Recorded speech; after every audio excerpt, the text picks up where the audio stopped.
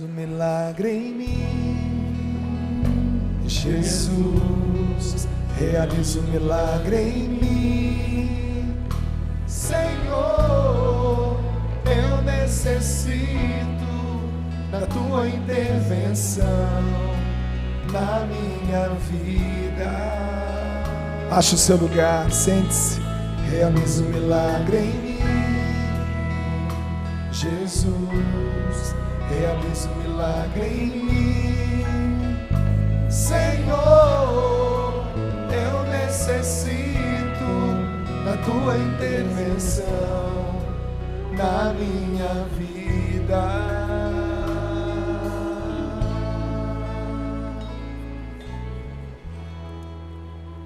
É uma grande alegria poder estar aqui novamente com nossos irmãos e irmãs, nesse nosso momento importante que nós sentimos realmente a presença de Deus. E é interessante esse canto que nós estávamos cantando agora, que nós pedimos que o Senhor realize um milagre em nós. Deus nos criou à sua imagem e semelhança. Nós somos fruto do ápice de amor da Santíssima Trindade. Se a gente for olhar lá o capítulo 1 do livro do Gênesis, nós vamos ver uma verdadeira odisseia do amor de Deus. Vocês já pensaram nisso? Já pensaram nessa palavra? Odisseia do amor de Deus? Esse capítulo 1, Deus vai criando todas as coisas que estão mais distantes dele. Cria o céu, cria a terra, a luz, depois vai criar a água, bem como está relatado ali no capítulo 1. Depois ele cria os seres vivos e finalmente, no momento mais sublime, quando o coração da Santíssima Trindade estava explodindo de amor, às vezes acontece isso com os adolescentes, eles chegam até a tremer na perninha quando eles olham para a sua namorada ou para o namorado, aquela explosão de amor. Quando a Santíssima Trindade explodiu de amor, o homem foi criado à imagem e semelhança de Deus. Então, automaticamente, queridos irmãos e irmãs, nós somos profundamente amados por Deus. E se esse aqui é um acampamento de cura e de libertação, acampamento de oração, é justamente para que a gente possa entrar dentro de nós mesmos e descobrirmos a nossa verdadeira identidade. Todos têm o documento de identidade, né? Tem um número, RG e assim por diante. Eu tenho uma fotografia lá que eu estou com 16 anos, cabelo comprido, costeleta ainda, né? Mas eu tenho uma verdadeira identidade, que não é só esse documento que me identifica como cidadão brasileiro. A identidade que está no coração de Deus. E Deus faz tudo possível e o impossível para participarmos da sua felicidade. E a maior prova está em que Jesus, o Filho de Deus amado, deu nada mais e nada menos do que a sua vida para nos salvar. Hoje as pessoas andam com muito medo. Existe medo, até talvez seja um medo instituído pela grande mídia, tantos crimes, tantos assaltos, perigos nas estradas. As pessoas andam com medo. E nós vamos ver um momento da vida de Jesus, lá no capítulo 4 de São Marcos, do Evangelho de São Marcos, versículo 35, quem tiver a palavra de Deus pode nos acompanhar. Um momento em que os discípulos tiveram medo. Vamos ver o que aconteceu. Capítulo 4 de São Marcos, versículo 35 e seguintes. Naquele dia, ao cair da tarde, Jesus disse aos discípulos: passemos para outra margem. Eles despediram a multidão e levaram Jesus do jeito como estava, consigo no barco. E outros barcos o acompanhavam. Veio então uma ventania tão forte que as ondas se jogavam dentro do barco, e esse se enchia de água. Jesus estava na parte de trás, dormindo sobre um travesseiro. Os discípulos acordaram e disseram-lhe: Mestre, não te importa que estejamos perecendo? Ele se levantou e repreendeu o vento e o mar. Silêncio, cala-te. O vento parou e fez uma grande calmaria. Jesus disse-lhes então: por que sois tão medrosos?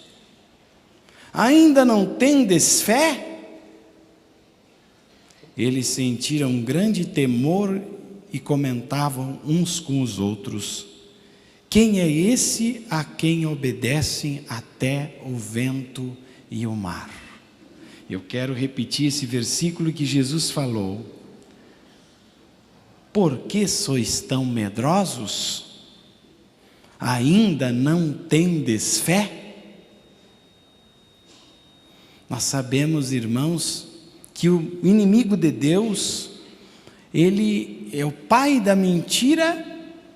Ele é conhecido como o pai da mentira, porque ele é um grande mágico que tenta transformar as coisas de Deus em coisas ruins, ou ele coloca malícia nas coisas de Deus. A malícia é algo que se coloca um mau tempero do mal, é a malícia, e o inimigo de Deus faz isso. E nas coisas que são más, ele tenta nos mostrar como coisas boas. E com isso, nós ficamos às vezes abalados com esse jogo. E nos falta um verdadeiro entusiasmo, uma verdadeira alegria para seguirmos Jesus na fé. Os discípulos estavam com Jesus na barca. Essa barca pode representar a igreja. Jesus estava com eles na igreja, como ele está hoje na igreja. E aquela tempestade que fez que aquele barco fosse para um lado e para o outro, eles com medo de perecer, eles eram pescadores, eles eram homens entendidos do mar, não eram pessoas que não tivessem nunca experiência, eles deviam estar realmente numa grande tempestade. Mas Jesus estava com eles. E o fato de Jesus estar conosco na nossa vida, irmãos, nós temos que tirar toda espécie de medo e temor. Às vezes, quando a gente é adolescente, nós queremos agir conforme os outros agem, né? Eu peguei os anos 70 ainda, né? Então tinha que usar aquelas calças boca de sino, a boca de sino batia uma na outra e fazia flap, flap, flap, flap. Se não fizesse aquele barulho, não era boa a boca de sino, né?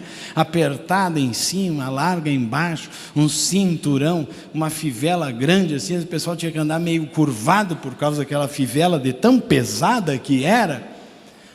Tinha que andar conforme a moda. E o adolescente, o que ele faz? O adolescente, ele fica com medo. Porque se eu não colocar uma calça boca de sino, se eu usar uma calça boca de garrafa, o que vai ser de mim se eu chegar no colégio? Se eu não colocar o sapato de plataforma, um sapatão assim largo na ponta, agora voltou de novo, bico de pato, aqueles largos assim, com uma plataforma dessa altura, meio colorido, se eu não usar isso, o que vai ser? Vão me excluir. Então o adolescente, ele precisa se identificar com algo.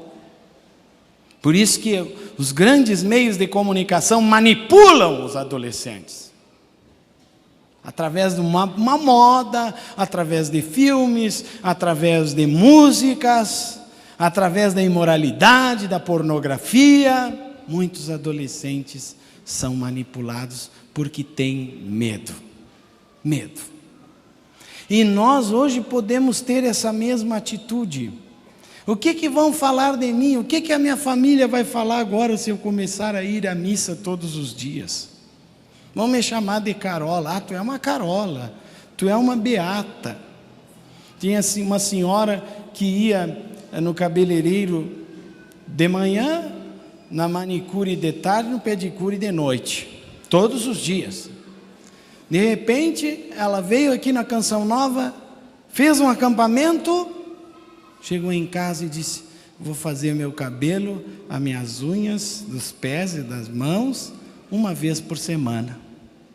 E o marido ficou furioso, disse: agora tu é uma beata, só fica olhando a Canção Nova e já nem se arruma mais. E essa mulher ficou firme na fé. Porque nós vamos ser criticados, irmãos. Não pensem, por exemplo, que nós, com essa caminhada no Espírito Santo, não somos criticados. Muitas vezes até por próprios membros importantes da igreja, que acham que essa atitude tomada na graça do Espírito Santo seja um exagero. Que não há necessidade de se confessar de 15 em 15 dias, que não existe mais pecado, tudo é normal. Por que vai se confessar com tanta frequência? Por que agora você está sempre recebendo a Eucaristia na Santa Missa? Nós vamos ser criticados, mas nós não podemos ter medo, porque o medo é uma arma que o inimigo de Deus usa para nos combater. E sabe o que esse medo provoca em nós? Quando eu era mestre dos postulantes nossos lá em Passo Fundo, eu desenhava uma cara bem feia assim no quadro, um homem com a língua de fora, meio feião mesmo, né? E aí deixava lá desenhado no quadro, os rapazes chegavam na aula, olhavam: mas o que aconteceu? Por que tem aquele desenho? Não, esperem que eu vou explicar. E aí eu apresentava para eles: esse aqui é o vilão da vida cristã, da vida espiritual. Como é o nome dele?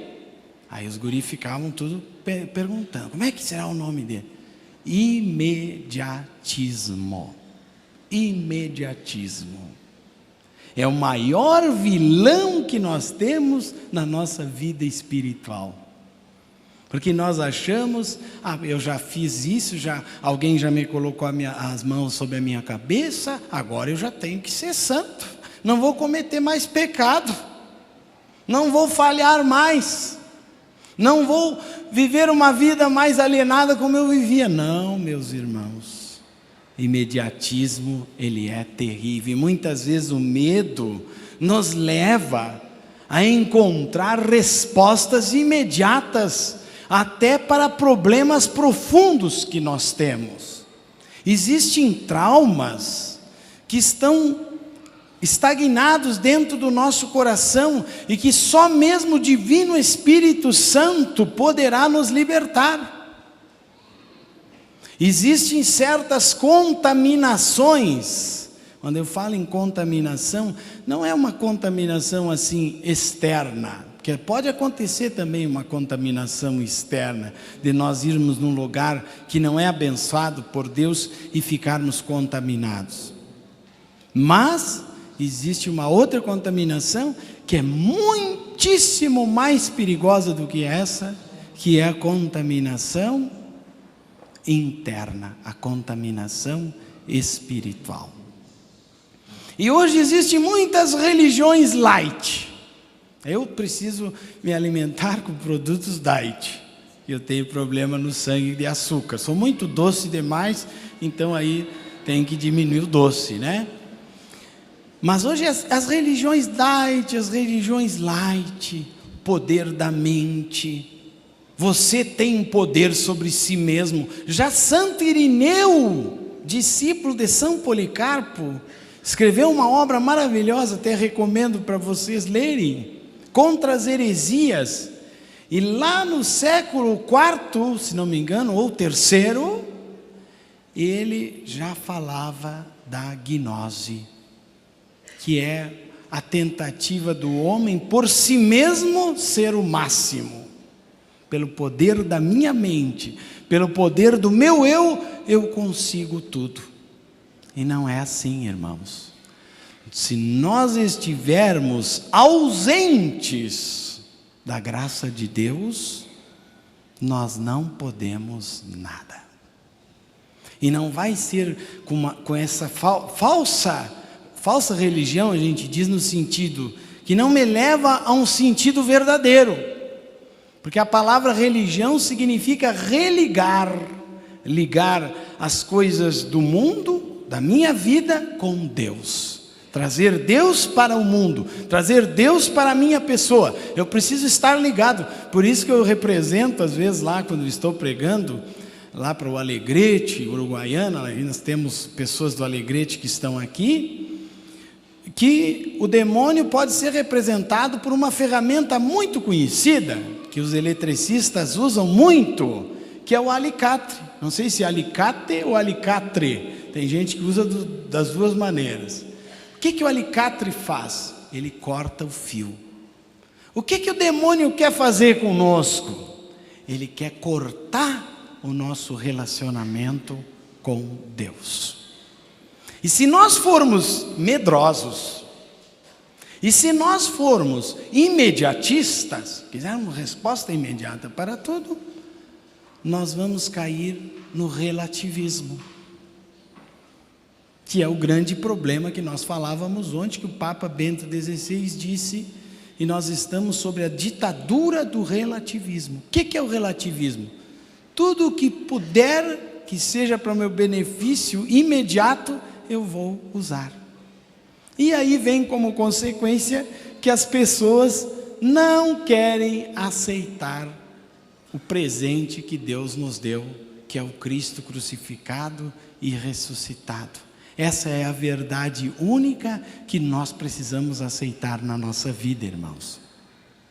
Existem muitas pessoas hoje que perdem horas com futilidades, fazem grandes exercícios com coisas que vão passar.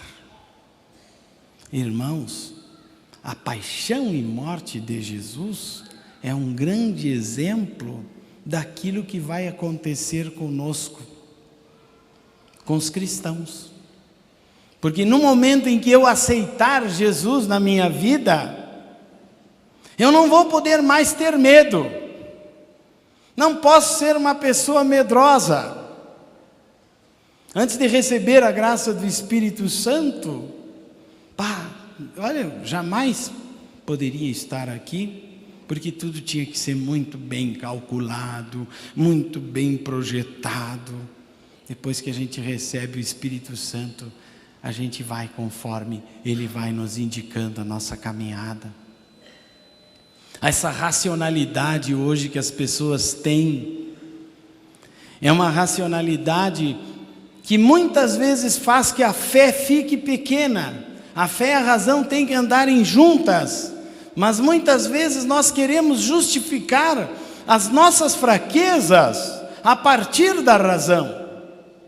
E quando nós justificamos as nossas fraquezas pela razão, nós vamos nos distanciando da graça de Deus. Nós não vamos experimentando no nosso coração a verdadeira alegria que Deus nos dá. E nessa trajetória que nós passamos, nós caímos no relativismo, e esse relativismo tem a pior de todas as consequências, que é justamente o individualismo. O que é o individualismo? Deus nos ama de forma individual. Às vezes eu pego uma pessoa com depressão, uma pessoa sofrida, a gente vai rezar por essa pessoa, e sempre eu digo assim: a Santíssima Trindade, antes mesmo de te conceber, já tinha um projeto de amor, e esse projeto de amor está concreto em você. Você é a concretização do amor de Deus. Nós, irmãos, imaginem quantas pessoas estão aqui, eu não tenho ideia.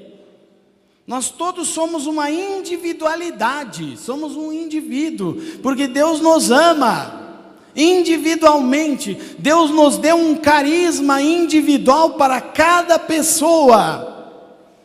Mesmo que eu faça parte de uma comunidade de vida, ou da Canção Nova, da obra missionária, ou dos franciscanos conventuais, eu tenho um carisma particular que a Santíssima Trindade me colocou no momento em que eu fui gerado. Isso é individualidade. Agora, o que é individualismo? Individualismo é cada um por si e Deus por todos. É cada um buscando a sua própria satisfação, vivendo num mundo de competição, num mundo onde não existe solidariedade, onde não existe amor. Depois nós vamos ver que o apóstolo São João, ele faz um grande resumo do que é o cristianismo, que é a vida do amor. Se nós não amarmos, nós não temos Deus na nossa vida. Não adianta eu ser um grande pregador da renovação carismática, eu ser uma pessoa aparentemente de muita oração, se no dia a dia da minha vida eu não for uma pessoa que ame de verdade. Eu preciso amar. E sabe que as duas grandes expressões do amor, onde é que estão? Tem um lugar que nunca envelhece. Eu já estou com quase 46 anos, né? O pessoal às vezes não acredita que eu tenho essa idade, né? Mas a gente vai envelhecendo. Tem um lugar que a gente não envelhece, você sabe qual é? Os nossos olhos. A pupila dos nossos olhos. Não precisa colocar botox. Que coisa triste esse botox que estão usando agora. As pessoas parece que estão lutando boxe. Ficam com a boca. Como é que está a Frigidibone? Tudo bem, né? É um botox que estão usando, não sei por que isso. Que eu saiba, botox era um veneno que usavam no gado, lá na fronteira lá do Rio Grande do Sul, lá para o Alegrete. E estão colocando injeção. Porque eu quero paralisar as rugas. Não quero mais, vou paralisar as ruguinhas, coitado. Não adianta, minha filha, se tu está envelhecendo no teu coração, se tu não tem Deus no coração, não adianta colocar botox no rosto. Não adianta.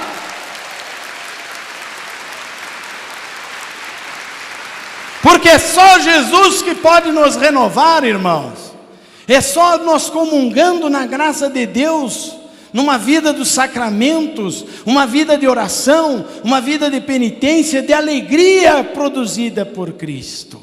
O nosso olho jamais envelhece lá dentro dele. Eu conheci uma irmã velhinha lá em Cruz Alta, uma irmã santa, irmã pacífica. Ela já está no céu intercedendo por mim. Ela era pura ruga, já tinha quase 100 anos, mas olha, o rostinho dela todo enrugado. Ela quebrou o fêmur, colocaram 19 parafusos nela, e ela ria daqueles parafusos e dizia assim: padre, agora eu tomo um pouco de óleo combustível para lubrificar os parafusos que eu tenho no meu fêmur, né? Para ficar bem lubrificado e não enferrujarem. Ela ria daquilo, mas os olhos dessa irmã representavam o que ela tinha no coração. Um cristão que experimenta Deus não envelhece, porque o olhar é o olhar de Deus, é um olhar de amor. E sabe outra coisa, a segunda característica do cristão que vive junto com Deus, qual é? O sorriso. O sorriso, irmãos. Eu estou aprendendo isso. Às vezes a gente sai cansado de um evento e as pessoas nos procuram. E a gente sabe que as pessoas precisam da bênção do Padre. E a gente tenta sorrir. Mesmo no cansaço, mesmo na tristeza, às vezes angustiado, sorria. Porque esse sorriso é a consequência do amor de Deus que está dentro do nosso coração. É a maior beleza que existe.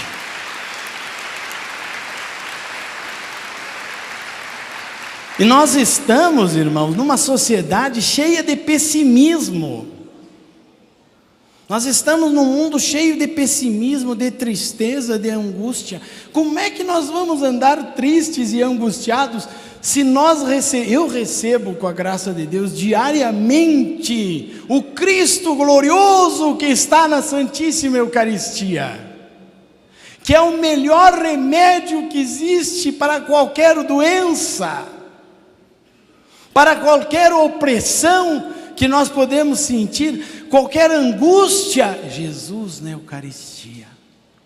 No dia da minha ordenação sacerdotal, dia 6 de maio de 1990, eu me prostrei no chão, abri meus braços em cruz, enquanto cantavam a ladainha de todos os santos. Aquele é um momento forte, muito forte, e eu pedia para Deus a graça de nunca deixar de celebrar a Santíssima Eucaristia.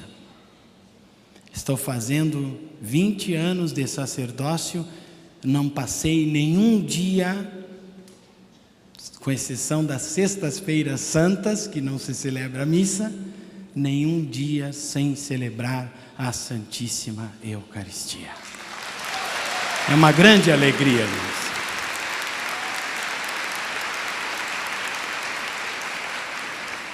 Eu me lembro uma vez que eu estava numa cidade do interior, lá no Rio Grande do Sul, chamada Serafina Correia. Não sei se o Dunga conhece. É uma cidade onde se fala italiano ainda, se fala o Vêneto lá, né? Os italianos, eles falam um pouco meio virado, às vezes terra, né? Mandia radici com polenta, né? Então, muito alegre aquela turma. E eu, no intervalo de uma missão, eu fui caminhando e olhei aquele imenso campanário, porque os italianos, eles construíam a igreja em si, a capela, ou a igreja, e o campanário era a torre da igreja separada, né, mais ou menos 5 metros, e depois construíam aquela imensa torre. E eu me lembro que eu estava lá olhando aquela torre toda de pedra, lá em Serafina Correia. E aí um senhor de mais idade, um noninho, né? Noninho chegou para mim e disse assim: o senhor está olhando essa torre? Estou olhando, é toda de pedra, né? Ele disse: vou lhe falar uma coisa, padre. O tanto de pedra que tem aqui em cima, existe embaixo dessa torre, que não aparece. Quando eu era pequeno, nós cavamos um buraco imenso, não tinha nada na época, era só pá, e traziam as pedras rolando da montanha para se fazer a base. E o padre, na época, era um padre italiano meio forte assim, meio cativo, né? Ele mandava que se trouxesse muita pedra para ser enterrada ali na base daquela torre. Muita pedra. Depois que se encheu aquele buracão de pedra, se começou a colocar as outras pedras em cima. Quer dizer o que essa história para nós? Se nós não tivermos uma base firme na graça de Deus, se nós não formos alicerçados com uma oração sistemática, não adianta construir uma torre bonita, que vai aparecer para todo mundo, mas se ele não tem aquela base sólida, primeira tempestade que for acontecer, o primeiro vento, aquela torre vai cair. E muitas vezes, irmãos e irmãs, essa base não aparece, ela tem que ficar escondida.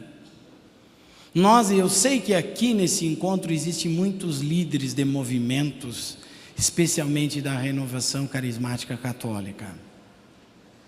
Nós precisamos, irmãos, passar de uma fase superficial da nossa fé para uma fase de aprofundamento.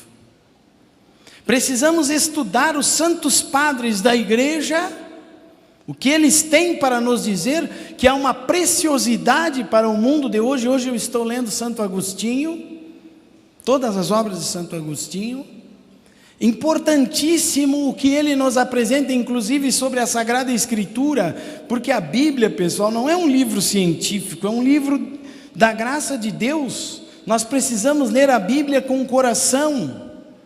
Ontem, no momento de adoração, o Frei Josué disse assim para mim: Frei, nós vamos fazer toda oração baseados na palavra de Deus. E nunca tinha acontecido comigo o que aconteceu ontem à noite. Eu pedia para Jesus: Jesus, me mostra um texto, e Jesus me mostrava 3 vezes consecutivas, por causa da unção. Então a nossa vida tem que ser baseada na palavra de Deus, no catecismo da Igreja Católica.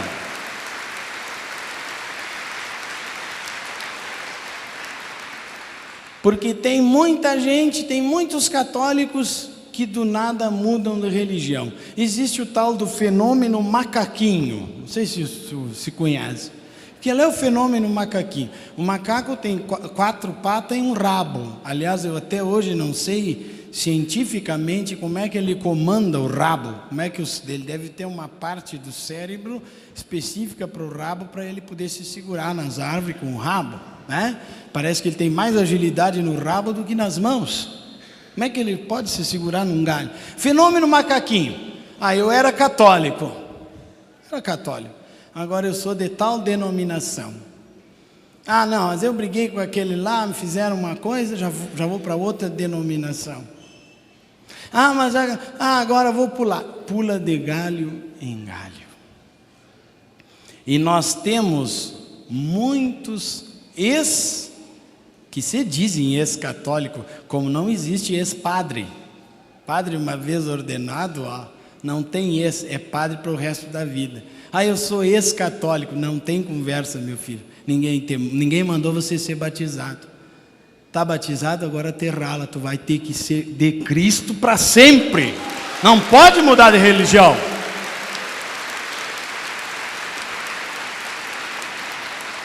Que é isso que acontece. Mas por que os católicos mudam de religião?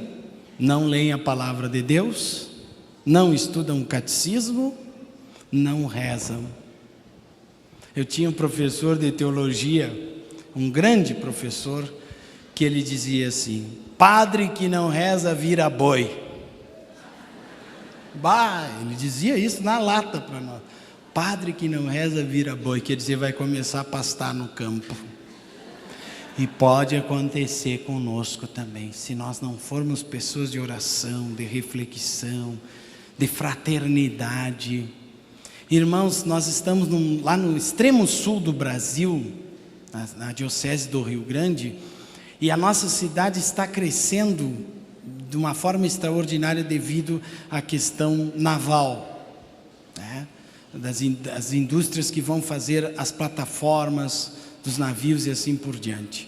E o nosso bispo Dom José Mário tem uma grande preocupação: como evangelizar esse grande número de pessoas que está chegando na nossa cidade. E nós chegamos à conclusão que hoje, não é que a vida das paróquias esteja errada, não é que a estrutura da igreja esteja errada, mas nós precisamos de pequenas células evangelizadoras. Pequenos grupos de oração, de reflexão bíblica, onde a efusão do Espírito Santo possa renovar o coração dessas pessoas. Porque às vezes a gente chega só na paróquia, cumprimenta um, cumprimenta outro, recebe o sacramento e volta para casa. Nós precisamos de um senso comunitário. Quanto é que vocês pagaram aqui para estar nesse retiro? Alguém cobrou ingresso para vocês lá na porta, lá no portão? Porque as coisas de Deus não se cobram. Assim como essa imagem que está sendo transmitida até para o mundo inteiro não está sendo cobrada. São pessoas de boa vontade que sentiram no coração a graça de Deus e que fazem a sua colaboração espontânea. Um dia o Padre Jonas sentiu no seu coração que Deus tinha um grande projeto e ele não teve medo não. E nós não podemos ter medo, e nós precisamos de um mundo solidário. onde exista fraternidade, irmãos. Muitas das doenças que existem hoje, muitas pessoas deprimidas hoje é porque estão com o bolso cheio do dinheiro. E esse bolso cheio do dinheiro, esse dinheiro que não é partilhado, muitas vezes ele é causa de doenças, de tristezas. Muitas vezes eu fui em algumas famílias onde existia um grande casarão, uma mesa super farta com tudo, mas não existia gente para partilhar aquilo que estava sobre a mesa. E o cristianismo é partilha. Jesus partiu o pão e entregou aos seus discípulos. Nós vamos ter muitas doenças, muitas opressões, se nós não soubermos partilhar a nossa vida. Eu presenciei um caso quando eu era estudante de teologia. Nós fomos visitar um local muito triste que existe lá em Porto Alegre, a Casa Menino Jesus de Praga, que atende crianças em estado vegetativo, crianças que foram abandonadas nas latas dos lixos, ou as mães não quiseram mais criar aquelas crianças, totalmente deficientes. E eu encontrei uma senhora lá, que estava mostrando a casa para nós, e um menino não largava do pé daquela senhora, sempre junto àquele menino. Ele não falava, mas estava assim, a gente via que ele era carinhoso com ela e não soltava ela. Aí eu, curioso, como sempre fui, perguntei para ela, por que esse menino está aí? Aí ela falou que ela tinha perdido seu esposo. Ela tinha um esposo muito bom, viveu 30 anos com o esposo, e ele veio a falecer, de modo repentino. E ela entrou numa grande depressão. Claro, é normal que uma pessoa, claro que se a pessoa tiver um nível de fé tremendamente elevado, ela vai conseguir superar com mais facilidade essa tristeza. Mas essa senhora não acreditava em nada. E ela sentiu uma grande tristeza no coração. E ela se enfiou na cama, ficou deprimida, não saía mais de dentro do quarto, ficou lá presa dentro do quarto. E um dia uma amiga dela que trabalhava nessa casa, Menino Jesus de Praga, chegou lá, bateu na casa dela e disse assim: eu vou te levar num lugar. Não, mas eu não quero sair do meu quarto. Não, eu vou te levar num lugar que vai fazer bem para você. E ela se vestiu de forma que não queria nem se arrumar. Não querendo se arrumar, ela se arrumou, tomou um banho e foi. Quando ela chegou na casa Menino Jesus de Praga, ela levou um grande susto. Foi visitar aquelas crianças que estavam em estado vegetativo. E ela chegou e estava um menino amarrado na cama, gritando que nem uma fera.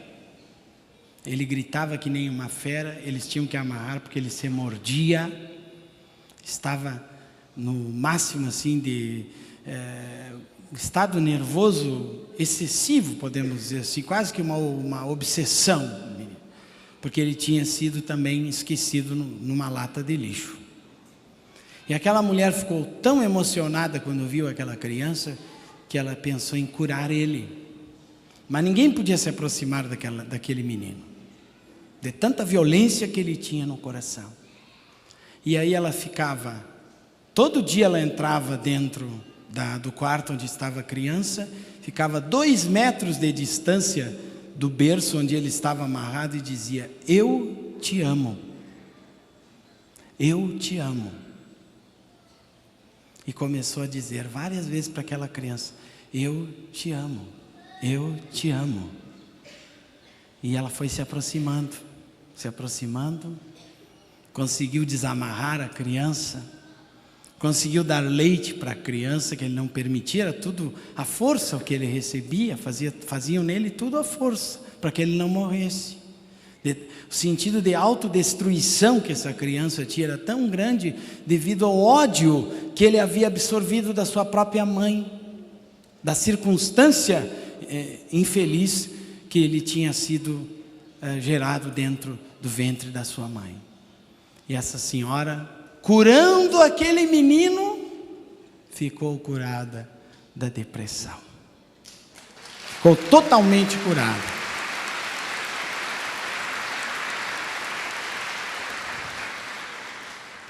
Quando eu fui chamado para trabalhar com os presidiários, já fazem, foi em 2001, se não me engano, a irmã Vera também trabalha comigo, em 2001, primeira vez um amigo meu que tinha se convertido num retiro conosco, graças a Deus, começou a participar da igreja. Um dia ele foi me visitar e disse assim: Frei Giriboni, vamos visitar o presídio. Eu disse: então vamos. Eu confesso para vocês que eu tinha, não era medo, mas uma certa resistência a esse contato com os presidiários. E eu vou dizer para vocês que depois que eu comecei, que eu fui a primeira vez, que lá a gente vai num lugar totalmente inóspito, né? Difícil, numa sala, ficamos com os presos, às vezes 30, 40 presos, e nós abrimos a palavra de Deus, fizemos uma leitura bíblica com eles. Agora eles estão lendo a palavra, eles leem para nós a palavra, com dificuldade, mas leem, e nós invocamos o Divino Espírito Santo. E eu vou dizer para vocês uma coisa: com tantos anos de renovação carismática, dentro do presídio de Rio Grande, foi lá que aconteceram as maiores experiências no Espírito Santo. Porque quando nós estamos completamente despojados para receber a graça de Deus, esse é o segredo, irmão, esse é o segredo. Nós temos que estar totalmente despojados para receber a graça de Deus, sem medo, sem nenhum imediatismo, sem nenhum individualismo. Temos que estar totalmente abertos a Deus, pedindo que o Espírito Santo venha sobre nós, sem desejar nenhuma recompensa. Eu fico triste quando eu vejo o pessoal dizer: o Jesus é o Jesus da prosperidade, Jesus enriquece as pessoas. É mentira. Jesus pode te dar até muitos bens materiais, mas esses bens materiais eles têm que ser usados para o bem da humanidade, assim como a canção nova faz. Não pode ser fechado sobre si mesmo. Onde está o teu tesouro, aí está o teu coração. E nós somos dotados de livre arbítrio. Veja só que coisa importante. Deus me criou a sua imagem e semelhança e me dotou de livre arbítrio. O que significa esse livre arbítrio? É a capacidade de eu saber julgar entre o bem e o mal. E eu vou dizer para vocês uma coisa: nós precisamos invocar o Espírito Santo de Deus para podermos escolher aquilo que é o mais correto para a nossa vida. Porque hoje o nosso mundo está recheado de mentira e falsidade. E a igreja precisa de santos. A igreja precisa de cristãos mártires. Mártir é uma palavra que significa testemunho. Testemunho do Quírios, testemunho de Jesus ressuscitado, que está vivo no meio de nós. Faz algumas semanas eu assisti o filme sobre São Pedro, feito pela televisão italiana. Recomendo que assistam, especialmente as pessoas cristãs que estão meio esmorecidos na fé. A alegria que São Pedro sentia da presença do Cristo ressuscitado. Depois que ele foi enviado por Jesus, Jesus falou 3 vezes para ele: apacenta as minhas ovelhas. E essa evangelização não é só para os padres, não é só para as pessoas consagradas de uma comunidade, mas é para todo o cristão que foi ungido no peito com óleo dos catecúmenos. Nós temos um peito sagrado, por isso o nosso corpo é um templo onde habita o Espírito Santo. Não é um corpo feito para prostituição, é um corpo santo. Nós somos o sacrário vivo de Jesus. Como aconteceu com aquele homem que comungou, recebeu a Eucaristia e saiu rindo, brincando. E quando ele viu, apareceu 2 anjos adorando Jesus que estava no coração dele. Nós somos sacrário vivo de Jesus. Não foi uma mera coincidência que te trouxe aqui, meu irmão. Você já pode ter participado de vários encontros. Os telespectadores que estão nos assistindo agora, talvez já tenham escutado muitas palestras, já tenham visto muitas coisas, muitos sinais, mas agora o Senhor quer que você também tenha uma experiência profunda no Espírito Santo. Vamos invocar agora juntos o Espírito Santo. Eu quero pedir essa graça para nós todos que estamos aqui, para nós sermos livres do imediatismo, sermos livres do relativismo, sermos livres do individualismo, e para vivermos uma vida na fé, na esperança e no amor, na caridade, como o Senhor deseja de nós. Vem, Espírito Santo, vamos nos colocando de pé. Vem, encha-nos, Senhor.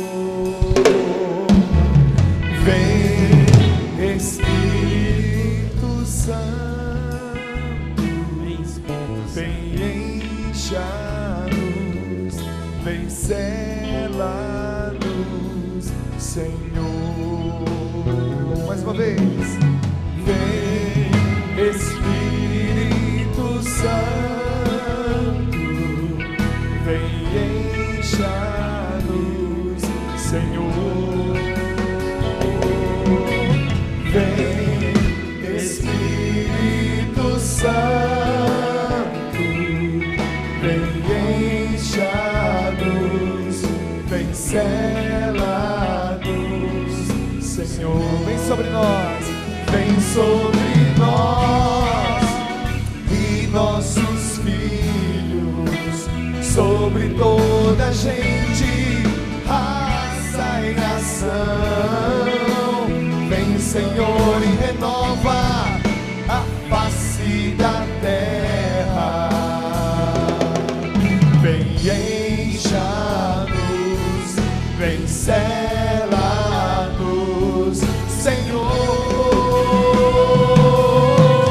Vem, Espírito Santo, vem, encha-nos, Senhor.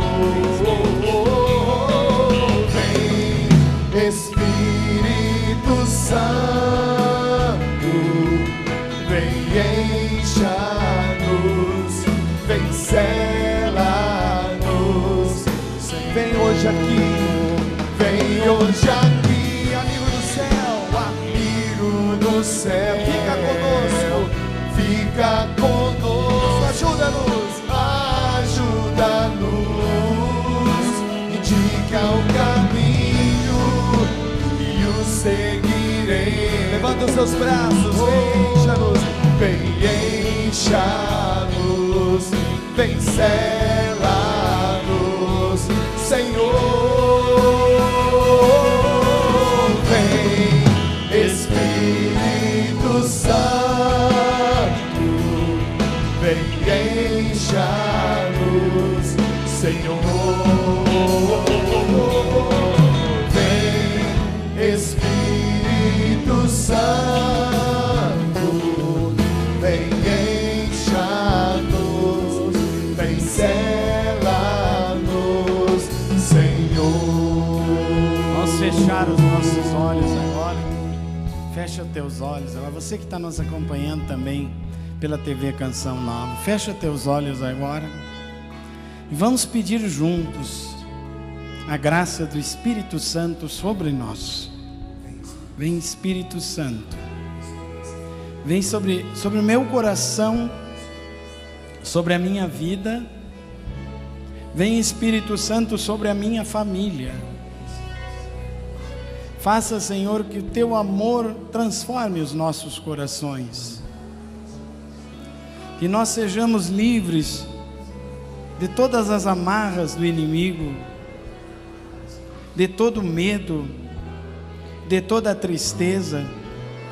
Sejamos livres da angústia. Vem, Espírito Santo, agora transformar o meu coração. Vem fazer agora, Divino Espírito Santo, que eu seja como os apóstolos, que eu tenha a mesma graça que os apóstolos receberam em Pentecostes, que eu tenha um grande amor no meu coração, Senhor, porque esse amor define a minha vida, Senhor. Ó Divino Espírito Santo, consumi em mim tudo aquilo que me impede que eu me consuma em vós.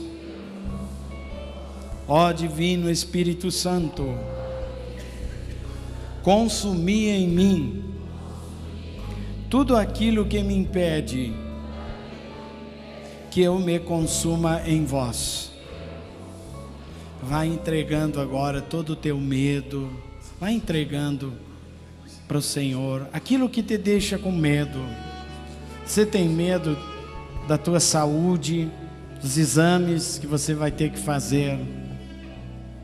Se você tem medo de alguma prova que você vai ter que fazer, você tem medo de dialogar com uma pessoa da tua família, você tem medo de algum mal que fizeram contra você quando você era criança, de alguma imagem que você não quer jamais se recordar, de coisas que te aconteceram no teu passado.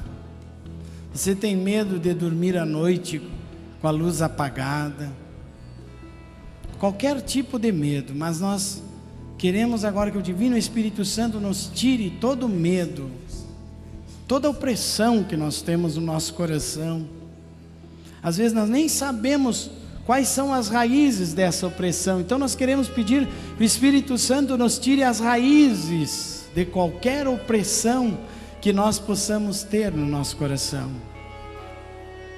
Vem, Espírito Santo, vem tirar aquele medo de nós assumirmos uma vida mais forte na graça de Deus. E muitas pessoas têm medo de Jesus, muitas pessoas têm medo da cruz de Jesus, porque não querem dar o passo para o Calvário. Nós temos que subir com Jesus para o Calvário. A via sacra hoje vai acontecer na nossa vida. Nós somos o Cristo que precisa subir no Calvário, deixar as coisas que passam, passar por as dores momentâneas, mas passar por essas dores momentâneas também com alegria, com esperança de que logo nós vamos estar juntos na vida eterna. Vem, Espírito Santo. Espírito Santo, vai repetindo isso, vem, Espírito Santo. Vem, Espírito Santo, vem, Espírito Santo. Vem, Espírito Santo. Vai pedindo isso. Vem, Espírito Santo. Vem, Espírito Santo. Vai levantando os seus braços e pedindo: vem, vem, Espírito Santo. Vai aumentando a sua voz. Vem, Espírito Santo. Vem, Espírito, sobre sua família, sobre o seu passado, presente. Vem, Espírito, sobre o seu futuro, os seus projetos, os seus planos. Vem, Espírito. Vem, Espírito Santo, sobre todas as suas dificuldades e medos. Vem, Espírito, sobre sua família, as pessoas que não vieram rezar. Vem, Espírito. Levanta mais alto o seu braço, clama mais uma vez. Vem, Espírito. Vem, Espírito Santo. Vem, Espírito Santo. Espírito Santo. Vem, Espírito Santo. Vem, Espírito Santo. Vem, encha-nos e vem, sela-nos. Vem, encha-nos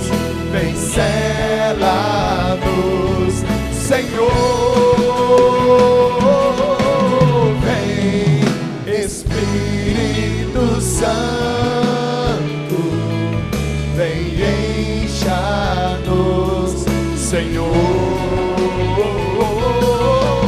Vem, Espírito Santo, vem encha-nos, vem sela-nos, Senhor. Vem, Espírito Santo, sobre nós. Se você tem a sua cruz, pode erguer agora a cruz. Se você está com a tua cruz, ou erga a tua mão direita para o alto. Vem, Espírito Santo, sobre nós agora. Vem com a sua unção trazer a paz do Cristo que deu a sua vida para nos salvar, que está ressuscitado no meio de nós. Nós cremos, Senhor. Nós tomamos posse dessa vida nova que nós queremos viver de agora em diante, Senhor, na tua graça. Tira de nós toda a tristeza, tira de nós toda a angústia, todas as ciladas do inimigo, toda a malícia, toda a maledicência, toda a maldade. Tira das nossas famílias uma programação que não seja uma programação decente. Tira das nossas famílias aquilo que pode destruir as nossas famílias. Afasta a raposa de dentro da nossa vida, Senhor. Toda maldade, toda mentira, Senhor. Afasta agora, pelo poder da tua sagrada paixão e morte redentora na cruz. Todo esse sangue derramado para nos salvar, Senhor.